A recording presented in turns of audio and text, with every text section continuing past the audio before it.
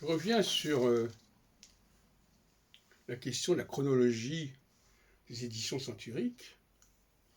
Et j'ai sous la main les deux exemplaires de l'édition Antoine de Rosne 1557 à Lyon.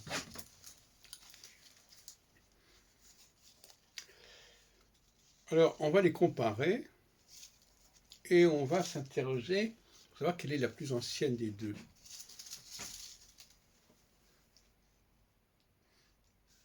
Alors,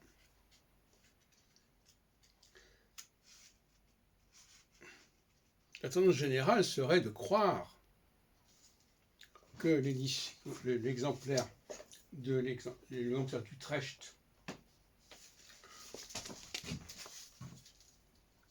serait plus tardif que l'exemplaire de Budapest, puisqu'il comporte 42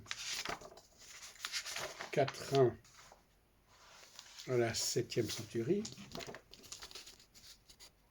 alors que l'exemplaire d'Utrecht n'en comporte que 40. Alors ça, c'est un premier argument qu'on pourrait apporter comme ça.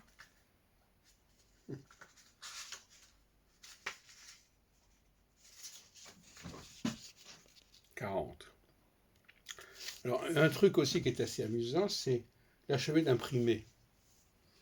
Pour l'exemplaire de Budapest, achevé d'imprimer le 3e de novembre. Et pour l'exemplaire d'Utrecht, achevé d'imprimer en septembre.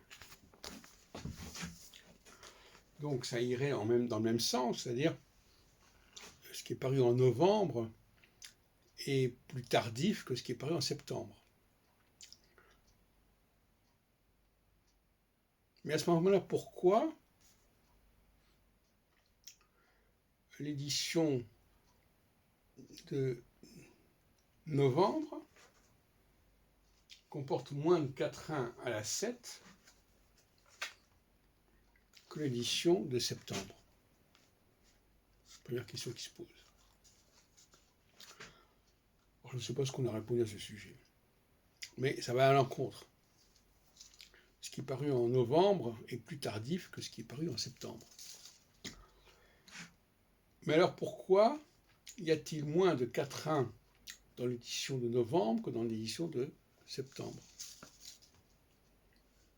Alors je continue mon examen et on voit qu'à la centurie 6, enfin la centurie 6, l'exemplaire de Budapest ne comporte pas de quatrain 100,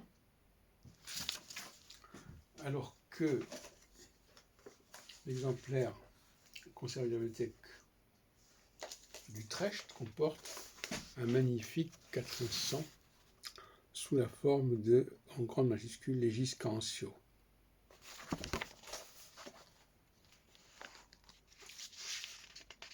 Contra ineptos criticos. Alors comment débrouiller cette question? J'en ai déjà parlé dans une précédente vidéo, mais j'y reviens maintenant, à savoir que la suppression de certaines données, comme le mot suppression l'indique, ça vient après. C'est quelque chose qui a été supprimé, ça vient après l'édition où ça n'a pas été supprimé. C'est une logique apparente.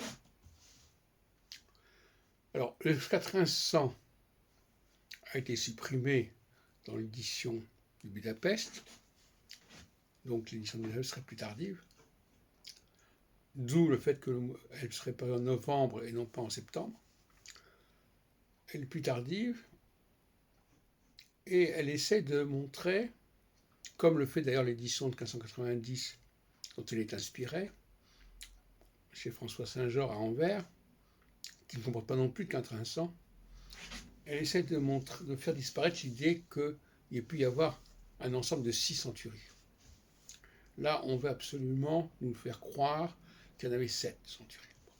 J'ai déjà expliqué pourquoi c'est assez discutable et que c'était une erreur de lecture et de l'imprimeur qui, lorsqu'il s'est agi d'ajouter des quatrains à la 6e centurie, qui se terminait en 71 quatrains, a commis l'erreur d'indiquer 7e centurie alors que c'était le début de la suite de la 6e centurie. Voilà. Donc, voyez-vous, la centurie, l'édition de Budapest est plus tardive que l'édition conservée à Utrecht.